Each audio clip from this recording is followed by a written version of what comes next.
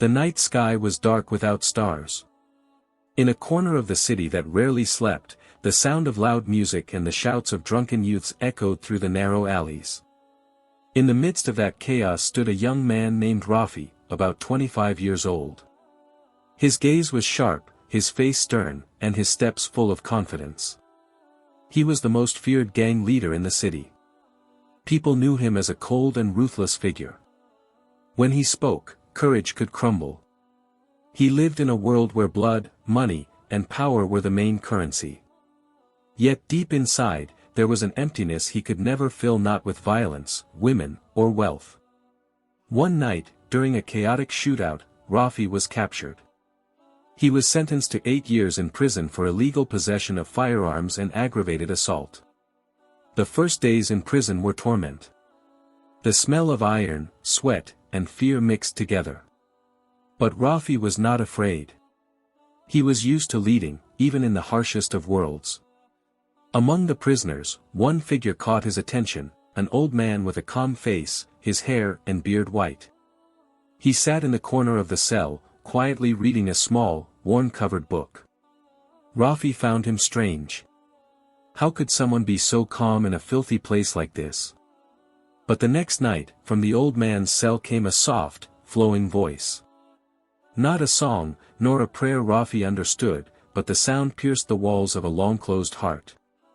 A few days later, Rafi learned who the man was. His name was Imam Salim. He had once been known as a respected imam and religious teacher, but had been falsely accused of a crime he never committed. He accepted it all with extraordinary calmness, as if prison were only a temporary resting place. One afternoon, Rafi approached him. He asked, half mockingly, how the old man could be so calm. Imam Salim replied gently that boredom only comes to those who lose direction, and if a person knows what they live for, then every day becomes a lesson. The answer struck Rafi's heart deeper than he expected. Day by day, Rafi began to listen to every word Imam Salim spoke. He pretended not to care but secretly paid attention to his readings and his advice to the other inmates.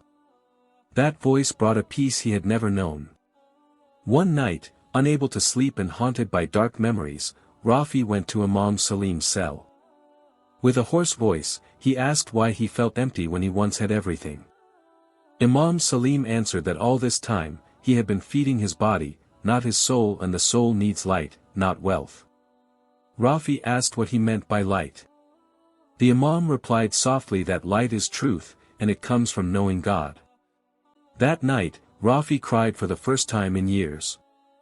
Not from pain, but from realizing how far he had lost his way. From that night on, Rafi often sat with Imam Salim. He learned about Islam, about patience, about forgiveness, and about the true meaning of life. Imam Salim never forced him. He only taught through gentleness and calmness. One day, Rafi asked if God would still forgive someone like him. Imam Salim smiled and said that as long as a person still breathes, the door of forgiveness will always remain open. Those words broke down the last wall in Rafi's heart. The days that followed were different. The prison no longer felt dark.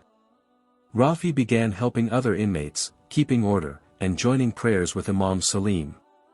He started reading the translation of the Quran and found verses that seemed to speak directly to him. One night, under the dim light, Rafi recited the Shahida. His tears fell, washing away the burdens of his past. For the first time, he felt true peace. A few months later, news came that Imam Salim had been declared innocent. New evidence had cleared his name. The inmates cheered, but Rafi remained silent. He knew it was time to part with the man who had awakened his soul. The night before the Imam left, they talked for a long time. Imam Salim advised Rafi to continue his life's journey and become a light in the place that was once full of darkness. Rafi promised in his heart that he would. 3 years passed. Rafi was released from prison with a new heart. He did not return to lead a gang. Instead, he built a rehabilitation home for former inmates and street children. The place became a haven for those who wanted to change their lives and know God. In the main hall of that home hung a photo of Imam Salim, his gentle smile soothing. Every time Rafi looked at that photo, he remembered the Imam's last words: "No one is ever too far gone to be saved, as long as they are willing to walk toward the light." And from a dark prison, a man was reborn, one who had found his soul again. The man who once lived by violence now lived by love. He had learned that even behind iron bars, light can be found by anyone who seeks it. The years passed, and the rehabilitation home that Rafi had founded began to gain wide recognition. Many people came not only to learn to work but also to seek peace. He named the place Light of Hope. Every morning, he stood in the small yard in front of the building, greeting the new residents with a simple smile and a warm gaze. Few would have guessed that the man was once the most feared gang leader in the city. One afternoon, heavy rain poured down. Rafi sat in his small room, staring out the window. He held the mushaf that Imam Salim had once given him in prison. On its cover was a short handwritten note from the Imam: "Never stop learning about the heart." Rafi closed his eyes and smiled. He felt as if his teacher's gentle voice was still guiding him from afar. Some time later, a young man came to the rehabilitation home. His face was hardened, marked with old scars. His gaze was sharp just like Rafi's in the past. His name was Ilham.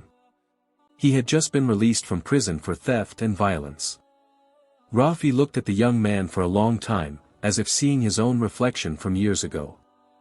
Ilham was cold and distrustful. He did not believe in the goodness of others. Every time Rafi spoke gently, Ilham replied with sarcasm. But Rafi did not get angry. He knew that the stubbornness born of pain was not foolishness, but fear and loss of direction. Day by day, Rafi approached him without forcing anything. He invited Ilham to help in the kitchen, to accompany the children while studying, and sometimes to sit together as the evening descended. One afternoon, as they sat on the porch, Rafi said softly that every human being has two choices: to remain a slave to his past, or to learn to make peace with himself. Ilham looked up at the sky, silent for a long time, then asked why Rafi was so calm even though his past was darker. Rafi replied gently that peace does not come because the past disappears, but because the heart has forgiven it. Those words sank deep. A few days later, Ilham began to change. He worked earnestly, helped others, and started joining the congregational prayers in the small mashallah that Rafi had built behind the rehabilitation home. One night, after everyone had fallen asleep, Rafi found Ilham sitting alone, haltingly reading the mushaf. The sight brought silent tears to Rafi's eyes. Time went on. The Light of Hope home continued to grow. Donations came from many people, but Rafi still lived simply. He preferred to walk among the residents, listen to their troubles, and strengthen them with the advice he had once received himself. One morning, he received sad news. Imam Salim had passed away peacefully at his home. Rafi stood for a long time before the newspaper that carried the news. His heart ached, yet it was at peace. He looked up at the sky and whispered that he would never stop carrying on the Imam's teachings. The day of Imam Salim's funeral became a spiritual journey for Rafi. He came quietly, stood among the congregation, bowed his head, and prayed. When it was over, he approached the grave, lowered himself, and touched the soil with his fingers.